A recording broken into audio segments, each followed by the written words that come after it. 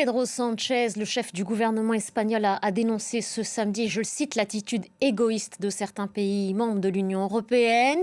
Il réclame par ailleurs une réunion des ministres des 27. Selon son ministre de l'Intérieur, la situation à Ceuta est quasiment revenue à la normale. Il donnait une conférence de presse un petit peu plus tôt. Je vous propose d'en écouter un extrait. Mes premiers mots ici seront consacrés à ce qui doit être la priorité absolue de toute politique migratoire et de lutte contre l'immigration irrégulière.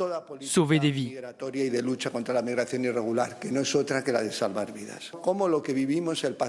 Ce que nous avons traversé ces derniers jours constitue sans aucun doute une atteinte à l'intégrité territoriale de l'Espagne.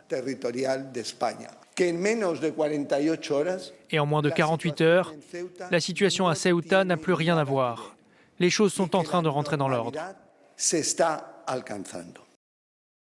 Et 67 personnes, je le rappelle, ont péri en tentant de rallier Ceuta. On retrouve maintenant Selma Hadjbouzienne, notre correspondante à Madrid. Bonjour Selma, merci d'être avec nous. On vient d'entendre à l'instant cette déclaration du ministre de l'Intérieur. Le Premier ministre Pedro Sánchez, je le disais dans les titres, a aussi pris la parole et vous allez mentionner ce qui a été dit. Mais la presse et aussi, Selma, s'est largement attardée sur ce qui s'est passé à Ceuta.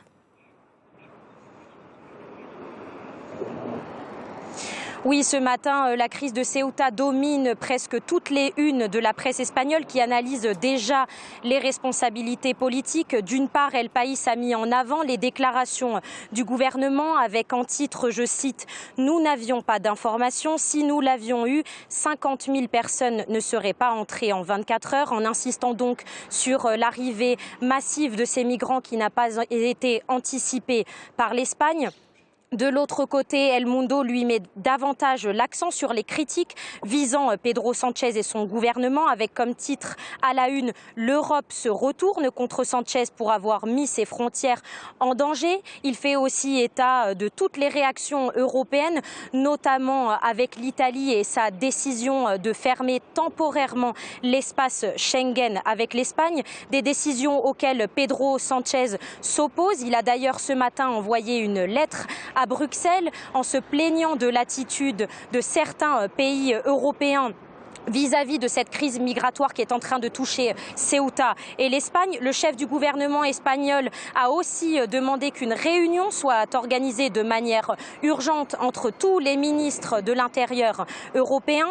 Même si la situation à Ceuta est sous contrôle et presque revenue à la normale d'après les autorités espagnoles, il demeure toujours quelques migrants toujours sur place.